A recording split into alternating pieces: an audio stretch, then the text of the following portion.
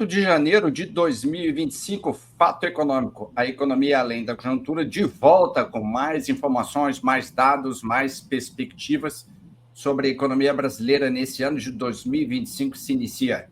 Hoje eu e Moisés vamos fazer essa discussão, essa apresentação dessas expectativas que a gente tem para o ano. Vamos lá, Moisés, como é que tu tá? É isso aí, tudo certo. Então, André, os nossos telespectadores do nosso programa, do nosso Fato Econômico, a gente então resolveu trazer alguns dados, algumas perspectivas, né, que se estão fazendo para o ano de 2025 na economia, que é algo que todo mundo se pergunta, né, quando fala em economia. E aí, o que pode acontecer? Naturalmente que isso a gente tem que basear, né, a nossa análise naquilo que a gente vê nos dados anteriores. E existem muitas instituições e também analistas que fazem isso, né, e trazem os dados, e a gente também resolveu fazer isso e também analisar e colocar o nosso ponto de vista sobre essas perspectivas que se tem. Então, eu gostaria de começar trazendo aqui um quadro que o IPEA trouxe, fez, né? E eu estou reproduzindo aqui para trazer dados que já foram do passado, mas também que têm as expectativas, especialmente do PIB. As taxas de crescimento do PIB e de seus componentes. Então, uma expectativa aí para que a gente possa conseguir fazer uma análise baseada nesses dados. Então, o IPEA espera que o PIB de 2025 seja de 2,4%. Nós não temos ainda o dado do PIB de 24, mas o IPEA está esperando que seja 3,3%. O Boletim Fox traz que o mercado espera 3,49% e o governo está esperando 3,5% do PIB em 24. E, olha só, significa o seguinte, que a gente vai ter um PIB menor em 2025. Então, isso tem alguns fatores, né? Por exemplo, uma taxa básica de juros mais restritiva faz com que o crescimento econômico seja menor, né? Isso é um fator importante, porque a gente quer, né, que tenha o crescimento do PIB.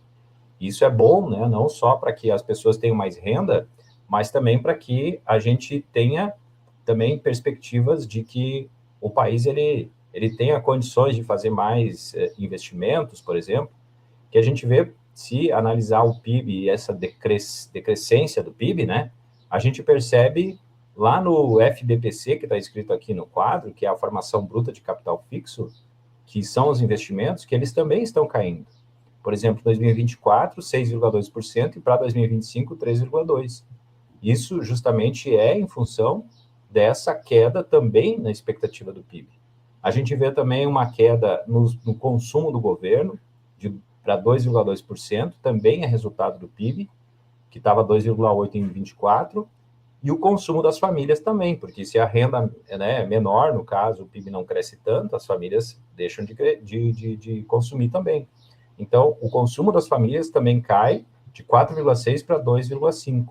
Então, essa informação é bastante importante, essa queda na expectativa do PIB, porque aí caem também outras expectativas que são importantes aí, né, para que a gente possa ter um PIB mais robusto em 2025. Claro que independentemente do que a gente tem analisado, né, que esse PIB que a gente tem visto, ele tem sido estimulado, digamos assim, por gastos maiores do governo, que inclusive comprometeu aí, né, o equilíbrio fiscal.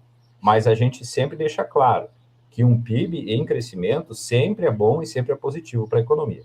Queria falar alguma coisa, André? Pode falar. Se tu me permite, Moisés, essa inflação mais alta do ano 2024, né?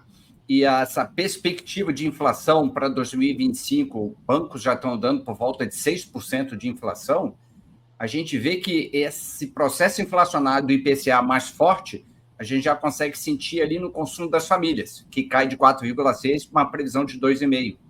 Isso. E essa questão do câmbio mais desvalorizado, começamos o ano por volta de quase R$ 5 e terminamos com ele acima de R$ 6, a gente também já sente na questão da importação de bens e serviços, que cai de 14,4 para 4,1. Então, a gente já tem um encarecimento da importação que faz com que as empresas internamente comprem menos do lado de fora. Tá? Então, isso também já tem um impacto daquela piora da economia brasileira ali nos últimos 3 meses do ano de 2024. A gente pode fazer, digamos assim, um resumo dizendo que a demanda vai ser menor em 2025, justamente por causa do PIB. Mas, no lado da oferta, a gente vê algumas coisas interessantes. Por exemplo, assim, ó, na agropecuária, a gente vê que, por exemplo, o IPEA está prevendo que a gente tenha uma recuperação no agro em 2025 em relação a 24, porque ele estava em 0,7 negativo, e agora a expectativa é de 2,5 de crescimento. Então, isso é bastante interessante, apesar de que a gente vê também queda na indústria e nos serviços. Então, a agropecuária se recuperando, mas a indústria caindo e também os serviços caindo. Os serviços são muito importantes para a economia, né? E a gente vê aí uma queda em relação aos serviços. Também tem o que a gente chama de influência, né, do PIB, que tem crescimento menor previsto para 2025. Esse Então, impacto pode falar. Deixa eu te atrapalhar um pouquinho. Esse impacto da agricultura também tem a ver com esse desempenho melhor comparativo com 24, tem a ver com essa previsão de menos seca, um clima melhor, né? Mais chuva, chuvas regulares. A gente teve aquele problema seríssimo das enchentes no Rio Grande do Sul, que teve impacto na agricultura. Então, isso já não tendo em 2025, né? A gente já tem uma perspectiva de um desempenho da agricultura melhor para esse ano 2025. O desempenho um pouco menor dos serviços tem muito a ver com relação aos juros mais caros e a inflação maior, né? Dá uma desacelerada naquela inflação dos serviços. O desempenho da indústria é aquele desempenho mediano para baixo nos últimos anos. Então, nada muito assim divergente daquilo que ele vem apresentando nos últimos 10 anos, esse comportamento da indústria. Mas que também tem a influência da taxa básica de juros, né? Ah, com certeza. Inclusive, nessa semana, a gente teve aí o índice de preço ao produtor, que é aquele índice na porta da fábrica, né? Que é a inflação que a fábrica tem para comprar, né, o insumo para produzir, para fazer algo. Isso aí. Então, isso também aumentou, né? O IPP, que você vai falar depois, certamente. Mas, então, a gente vê que, tendo um PIB ele menor, ele influencia em toda a produção, em todo o consumo, né? Em toda a oferta, em toda a demanda aí do PIB em 2025. Então, essa perspectiva do IPE, por isso que eu achei muito interessante de trazer esses dados aí. Inclusive, a gente vê alguns dados anteriores, de anos anteriores, né? Para a gente fazer uma comparação. Mas como a gente está falando de perspectivas, né? A gente não vai se aprofundar muito na análise de dados anteriores, mas só para a gente saber mais ou menos o que vem aí para 2025. Também a gente pode falar que tem alguns outros fatores que podem, digamos assim, que influenciam a conjuntura econômica como um todo. Por exemplo, nós tivemos no final do ano de 2024 a aprovação do pacote de corte de gastos, mas bem desidratado em relação à versão apresentada pelo governo. E aí a expectativa é de que ele não vai ser suficiente para entregar as metas de resultado primário prometidas para 2025, que é 0% do PIB, e para 2026 de 0,25%. Os agentes econômicos têm uma apreensão, porque a gente vai entrar num contexto também de desaceleração econômica, como a gente falou, e mesmo assim os juros vão continuar elevados. Então, os níveis de confiança eles seguem relativamente baixos, né, porque tem um ambiente de crescimento baixo, e os juros vão elevar a dívida. Isso gera essa desconfiança. E ainda tem essa reforma fiscal e estrutural no curto prazo aí que o mercado vê como que longe de ser consolidado. E apesar de crescer menos, né, a gente também viu agora a valorização do salário mínimo. Então, um crescimento menor do salário mínimo, mas tem valorização. Então, quer dizer que o poder de compra das pessoas continua fazendo também uma pressão inflacionária. E para conter esses efeitos aí da inflação, o Banco Central vai ter que continuar aí perseguindo, né, essa política monetária mais restritiva. Tanto que nós vimos ali que o Boletim Focus trouxe de que a perspectiva de que a taxa básica de juros fique em 15% em 2025. E, inclusive, as análises mostram que esse ajuste desse patamar aí, que provavelmente vai chegar um momento em que até mesmo com a perspectiva de um PIB menor, a política monetária vai começar a se tornar menos restritiva, vai ter um aumento, vai ter uma diminuição gradual da taxa básica de juros. Só que isso deve acontecer só a partir de dezembro. Então, nós vamos ter uma taxa básica de juros bastante alta também em 2025. E a taxa básica deve ficar ainda em 13% em 2026. Então, o que se tem de expectativa? 15% em 2025 e 26 vai ficar mais alta do que está atualmente. Então, a gente vê que existe essa pressão também, né, monetária em relação ao crescimento do PIB para 2025 e também 2026. O cenário que pinta, mesmo a gente estando no dia 8 de janeiro para 31 de dezembro de 2025, é um cenário meio nebuloso. Só que a gente só vai fazer esse comparativo de expectativas, de criação de expectativas por parte do mercado financeiro, do Banco Central, olhando o relatório Fox lá no finalzinho do ano, quando a gente tiver o último relatório Fox, que aí a gente consegue fazer aquele comparativo, o primeiro relatório Fox do ano com o último relatório Fox do ano, o que eles acertaram, o que eles erraram muito, muito perto, pouco perto ou bem longe. Né? Foi aquilo que a gente fez ali no final de 2024. Né? Moisés, sim, eu procurei fazer uma análise e aí eu peguei informações digamos assim, de dois grandes bancos brasileiros. Né? Eu peguei o relatório da conjuntura apresentado ali em 18 de dezembro de 2024, que é o último que tem disponível no que ele chama, o Bradesco chama de economiaemdia.com.br, que ele faz um relatório da conjuntura, expectativas para o que ocorreu em 24, expectativa para 25, e depois eu peguei o do Itaú. Tá? São dois grandes bancos, né, e tem um conjunto de pesquisa bem consolidado, bem forte. O Bradesco, né, o que ele procura dizer ali? Ele mostra que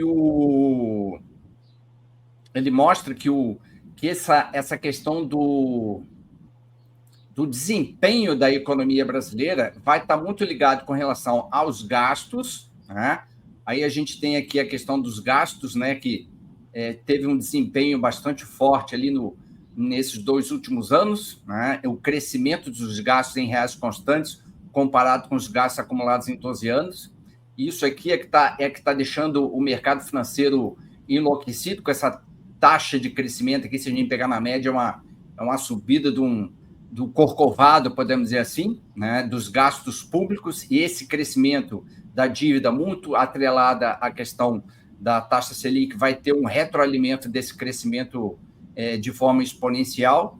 E tem, por outro lado, o comparativo com esses gastos maiores e essa inserção do Banco Central via mercado financeiro e economia brasileira mexendo na taxa Selic, a gente vê esse disparate aqui, ó, que a gente pode dar aqui, da questão de quanto que está mostrando o IPCA, né? Que está aqui por volta de 4%, né? 4,5%, 5%, e quanto é que está a Selic, né? Então, aqui a gente pode olhar os juros real da economia brasileira, né? E esse é um outro indicativo que pode trazer problemas para a economia brasileira no médio e curto prazo. Né? Como que o governo brasileiro vai lidar com esse problema, tendo uma economia que continua gastando, né? Mas, ao mesmo tempo, você continua gastando, você está já olhando o retrovisor, o teu crescimento exponencial da tua dívida, como é que tu vai conseguir honrar teus compromissos, né? E, ao mesmo tempo, você tem o crescimento exponencial da tua dívida, você tem o retroalimento dela através da Selic, que você aumenta para tentar frear o consumo e trazer a inflação para o centro da meta, que continua sendo 3%, e a banda de mais 1,5%, menos 1,5%. Então, esse é o grande problema que o governo tem. E o Banco Bradesco... com o crescimento mais baixo, né? E ainda com o crescimento mais baixo do PIB. Isso aí. E o que eu detectei ali como interessante na afirmativa do Bradesco é o seguinte, ó, justamente por isso ajustamos o crescimento do PIB de 2025 de 2,2 para 3,6 em 2024. Né? O efeito dos gastos do governo em retroalimentar o crescimento da economia e os gastos do governo. Né? E, por outro lado, o próprio Bradesco diz o seguinte, que o Banco Central decidiu reafirmar seu compromisso com a meta de inflação, procurando influenciar o câmbio e as expectativas da economia. Né? Então, ele sobe os juros, né, com o intuito de tentar segurar a inflação, voltar lá para o centro da meta 3%, e como é que isso vai equilibrar a questão do câmbio também, que aí tem o efeito ali dos juros mais caros, crescimento da dívida, afugentando o capital, né? Toda aquela novela que a gente vê que está atrelada ali também às questões da política fiscal e política monetária. né? O interessante, viu, André, é que no Boletim Focus, que a gente acompanhou ali na segunda-feira, a previsão é de que a inflação em 2025 chegue a 4,99, Isso aí, maior do que a 5%. expectativa que tem para 2025. Por isso que a gente tem também essa taxa básica de juros mais alta, né, em 2025. 4,99, olha, é muito acima do teto da meta, que é 4,5%. Centro da meta, 3%. Então, essa 3%. inflação aí é que está elevando também as expectativas de taxa básica de juros. Mas também mostra uma outra coisa importante, né? Que o mercado estava na desconfiança com o Galípolo. E se existe essa expectativa de que vai ter uma taxa básica de juros alta, né? Vai estar mostrando uma independência ainda tranquila aí do Banco Central em relação ao governo. Tu sabe assim, Moisés, eu assisti um vídeo disponibilizado no próprio site do Banco Central, que tinha ainda então o presidente o Campos Neto e tinha o quase presidente, o Galípolo. Eles estavam apresentando a expectativa de inflação de dezembro de 2024 e eles estavam dizendo exatamente quando os repórteres perguntaram que eles procuram sempre o centro da meta e não as bandas, tá? Então, eles responderam mais de uma vez para os repórteres que o que eles procuram é sempre o centro da meta. Eles tentam atingir o 3%, eles não trabalham com a hipótese menos meio e mais 1,5%. Tá? Eles buscam sempre os 3%. E aí, se a gente busca o 3%, a gente tem uma inflação no final do ano de 5%, a gente tem um aumento de 2 pontos percentuais, tá? Que encarece bastante. E eu olhando, né? Aí eu fui fazer essa pesquisa agora no Banco Itaú, tá? Uhum. O Banco Itaú diz o seguinte, assim, para 2025, a primeira previsão, tá? Ele dá um IPCA de 5% e ele dá um IGPM de 5,5% para 2025. Tá? Menor que 2024. O IGPM. Menor que 2024, tá? Mas o IPCA... É quase igual, né? Vamos dizer assim que vamos fechar a inflação IPCA em 24% em 5%. A previsão deles é que continue em 5% para 2025. O que chama a atenção é a questão do crescimento do PIB real. Tá? O PIB real, o Itaú tem uma previsão de 3,6% em 2024 e de 2,2% em 2025. Tá? Se a gente compara a atividade econômica do Brasil com alguns outros países ou blocos econômicos, né? O mundo, de uma maneira geral, conforme o Itaú, vai ter um crescimento real do PIB de 3,2% em 2025. Então, a gente vai crescer abaixo do crescimento real do PIB do mundo. Os Estados Unidos, uma previsão de crescimento de 2,5%. A zona do euro com uma previsão de crescimento de 0,8% e a China com um crescimento real do PIB de previsão de crescimento de 4 pontos percentuais. Então, a gente vai ter um desempenho abaixo no comparativo com o mundo, né? É abaixo se comparar com os Estados Unidos, mas se comparando com a zona do euro, um desempenho bem melhor, mas quase metade do crescimento da China, que faz parte dos BRICS, né? Então, é uma sinalização que a gente vai ter um desempenho positivo, porém menor do que 2024, ainda carregando aqueles problemas ali dos 3 últimos meses de 2024. Vai ser um ano desafiador, né, para a economia, e vai ser um ano desafiador para as empresas conseguirem estar trabalhando com juros bem mais caros, né, com o empobrecimento da população. Eu não acredito que a gente vá comer filé mignon no final de 2025 para 2026. Até eu acho que a gente vai ter uma transição de ano complicada. Né? Sim, até porque apesar da valorização do salário mínimo, mesmo menor, né, um pouco, mas a gente tem uma inflação alta e a gente também tem uma expectativa aí de, imagina, 5% de inflação, é muito alta, né? Isso empobrece a população, mesmo que tenha esse aumento do salário mínimo. Isso aí. Então, é um panorama, né, por enquanto, uma expectativa de que esse ano vai ser um ano turbulento, como foi aqueles 3 últimos meses de 2024. Né? Mas vamos torcer. E a gente vai esperar agora, para sexta-feira, que nós vamos ter a informação do IPCA de dezembro. E aí a gente vai ficar sabendo como é que vai fechar a inflação em 2024, sexta-feira agora.